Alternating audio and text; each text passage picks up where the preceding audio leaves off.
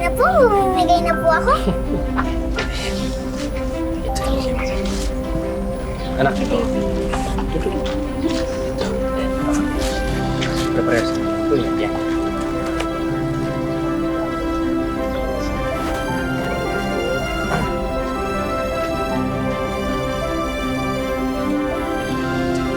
Ito, ang dahil po nito, oh. Ito po. Yan. Yan, hingin mo. Vitamins. Po, maraming salamat sa meron. Hindi po.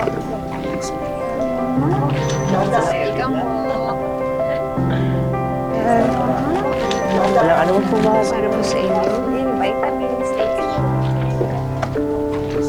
Salamat po. Wala.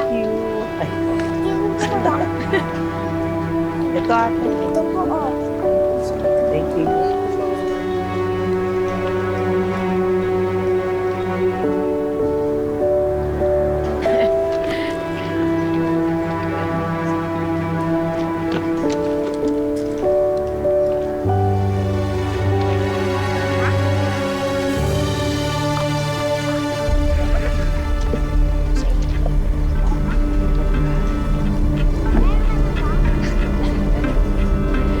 Mang Estong! May nakalimutan po ako ibigay sa inyo kahapon.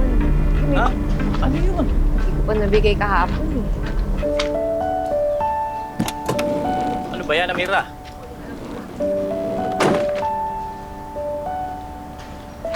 Patuloy po kasi yung pag-aaral namin sa Mutya.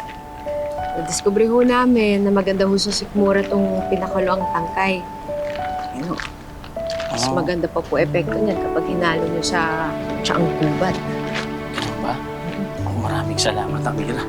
Siguradong makakatulong to. Hindi na namin alam kung paano kayo pasasalamatan. Ang dami nyo ng tulong ginawa dito. Okay lang ho. Yang si Seb, 3 beses na nagpupunta dito yan. Lagi pang kasama yung anak niya. Parang gusto niyang makabawi sa mga kasalanang nagawa ng pamilya niya sa mga dating taga-Oyente.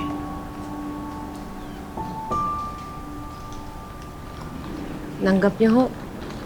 Kahit yung pamilya niya may kasalanan ng pagkamatay ng asawa niyo.